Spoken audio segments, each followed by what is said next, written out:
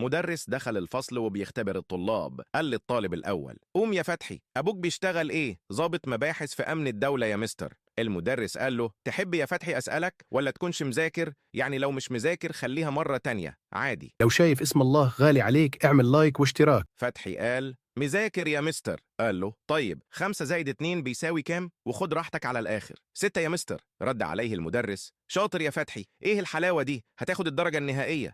بعدين قال: قوم يا برعي، أبوك بيشتغل ايه؟ برعي قال له: سواق يا أستاذ. المدرس قال له: سواق؟ طيب لو راكبين طيارة ومعانا 60 شنطة وحدفنا شنطة منهم هيتفضل كام؟ 59 يا مستر. تمام. ازاي ندخل الفيل في التلاجة في 3 خطوات؟ نفتح التلاجة، ندخل الفيل، نقفل التلاجة. طب ازاي ندخل الزرافة في التلاجة في 4 خطوات؟ نفتح التلاجة، نخرج الفيل، ندخل الزرافة، نقفل التلاجة. المدرس سأله: الأسد عامل حفلة، مين هيحضر؟ كل الحيوانات يا مستر ما عدا الزرافة، عشان في التلاجة، والسلحفة عشان على ما توصل الحفلة هتكون خلصت. المدرس قال: وبعدين بقى انت لازم تبقى التاني عشان فتحي يبقى الأول. كمل وقال له: طيب ست عايزة تعدي النهر وخايفة من التمساح، تعدي ازاي؟ تعدي براحتها يا مستر، التمساح في الحفلة بتاعة الأسد. تمام. الست وهي بتعدي النهر ماتت. ماتت ليه؟ برعي قال: عشان ده قدرها يا مستر. المدرس قال له: غلط، الشنطة اللي رميناها من الطيارة وقعت عليها وماتت، هتاخد 0 في الامتحان.